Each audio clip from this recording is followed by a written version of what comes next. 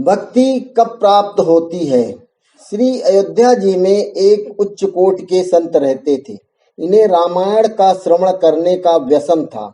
जहाँ भी कथा चलती वहाँ बड़े प्रेम से कथा सुनते।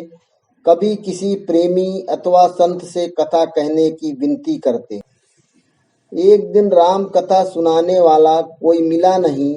वही पास से एक पंडित जी रामायण की पोथी लेकर जा रहे थे। पंडित जी ने संत को प्रणाम किया और पूछा कि महाराज क्या सेवा करें।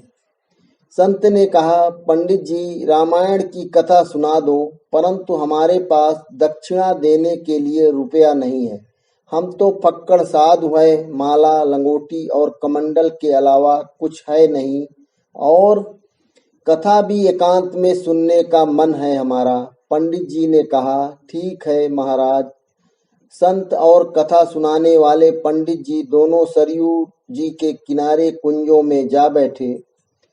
पंडित जी और संत रोज सही समय पर आकर वहां विराजते और कथा चलती रहती। संत बड़े प्रेम से कथा श्रवण करते थे और भाव विभोर होकर कभी नृत्य करने लगते तो कभी रोने लगते।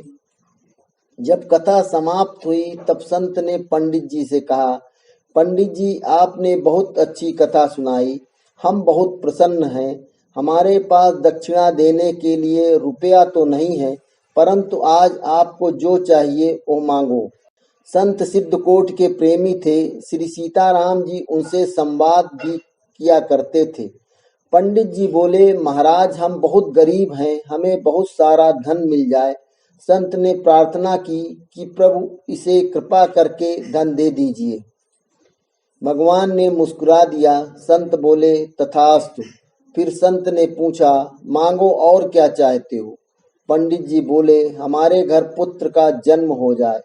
संत ने पुनः प्रार्थना की और श्री राम जी मुस्कुरा दिए। संत बोले, तथास्तु, तुम्हें बहुत अच्छा ज्ञानी पुत्र होगा। फिर संत बोले, और कुछ मांगना है तो मांग लो। पंडित जी बोले, श्री सीताराम जी अखंड भक्ति प्रेम हमें प्राप्त हो। संत बोले, नहीं, ये नहीं मिलेगा। पंडित जी आश्चर्य में पड़ गए कि महात्मा क्या बोल गए। पंडित जी ने पूछा, संत भगवान ये बात समझ नहीं आई। संत बोले, तुम्हारे मन में प्रथम प्राथमिकता धन सम्मान घर की है, दूसरी प्राथमिकता पुत्र की, और जब तक हम संसार को परिवार धन पुत्र आदि को प्राथमिकता देते हैं तब तक भक्ति नहीं मिलती।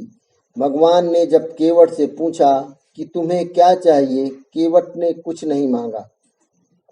प्रभु ने पूछा, तुम्हें बहुत सा धन देते हैं। केवट बोला, नहीं। प्रभु ने कहा, ध्रुव पद ले लो।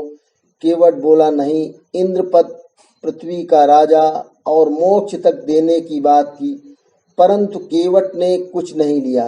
तब जाकर प्रभु ने उसे भक्ति प्रदान की।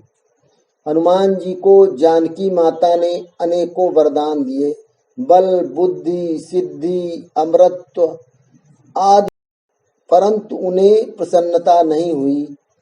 अंत में जानकी जी ने श्री राम जी का प्रेम अखंड भक्ति का वर दिया।